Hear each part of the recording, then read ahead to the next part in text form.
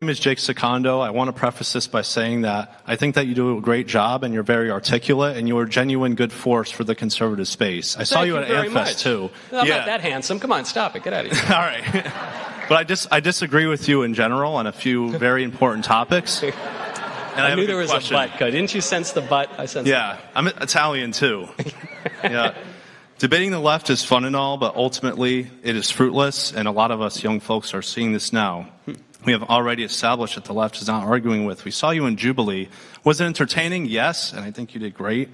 But it did not move the needle whatsoever. So why don't you start having meaningful debates with folks who are on the right?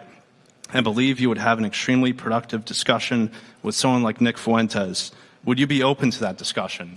I don't know, because I met that guy years ago. I don't watch a ton of his stuff. But I met that guy years ago, and he came up to me at a political event. And he pretended that he was a big fan of my work. He said, "Oh, Michael, I'm a big fan." I had no idea who he was. So I said, "Okay." He goes, "Can I have a picture?" I said, "Yeah, sure, why not?" And we take this picture, and then he posts it on the internet and, insinuates that we agree on things. And so the very first thing this guy ever did when I met him is lie to me. And then I do see him mostly in my Twitter replies, because he replies with the most nasty... Leave the Daily Wire. Say it again? Leave the Daily Wire. Well, not just that. He also replies other nasty. So I see him a lot in that. And so I don't know. I mean, it's not that I'm not open to converse with people, but I don't know if the guy's nasty and devious and has kind of made his entire career out of ankle biting me. I don't know that I'm inclined to give him the time of day. If you tweeted him right now asking for a debate, I think he would take you up on the offer. I know he would take it. It would be really good for the conservative space. He's been begging me to come on my show for years, yeah. But I don't know why I would do it. I don't really know what I get out of it.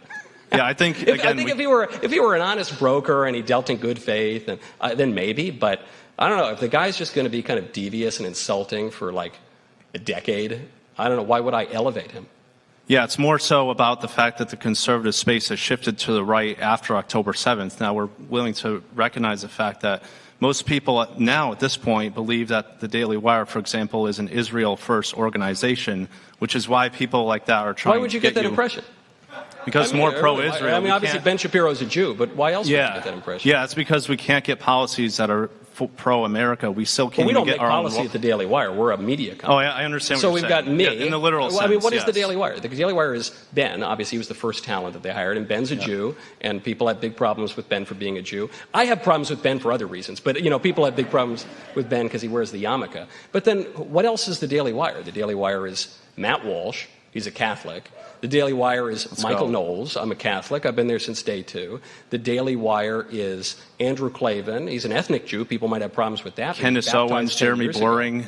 Jeremy Boring's a Protestant. Look, I got plenty of problems with the Protestants, okay? People sometimes say, Michael, how can you work for the Daily Wire? How can you work for those dastardly Jews? I say, it's much worse than that. I work for the Protestants, man. It's so much worse. Fair. So I don't know. I mean... I don't know. Even on the subject of Israel, which is obviously an important topic for a lot of people, Daily Wire has a total variety of opinions on the state of Israel. Obviously, Ben cares about it a lot, and Matt wants to defund like every single country on earth. I'm a little bit more practical and prudential, I think, about my views. But I don't know. I just don't really... I think this impression that the Daily Wire... I mean, it's kind of funny to call it the Israeli Wire or something like that, but it's really just because Shapiro's a Jew. And, I'm all for, making jokes about Shapiro. When you look at the actual institution, I don't know, it's probably the majority of it's Catholic. I mean, certainly the majority of its hosts, of its daily hosts are Catholic, and frankly, the majority of the employees. I don't want to tell tales out of school, but somehow, for an anti-Catholic organization, they keep hiring a ton of trad cats, and then the ones that they hire who aren't Catholic end up converting along the way. So I think it's really dishonest, which gets back to your first point. Why would you not debate this ankle biter who's been, deceiving you since the first moment he met you and constantly insults you and everyone around you? I think, I don't know. Why would I? It just seems so dishonest. Yeah, I think it would be a very productive discussion. I guess I disagree on that. I don't think it would be very productive, but I thank you for your question. Thank you. Thank you for coming here. Thanks.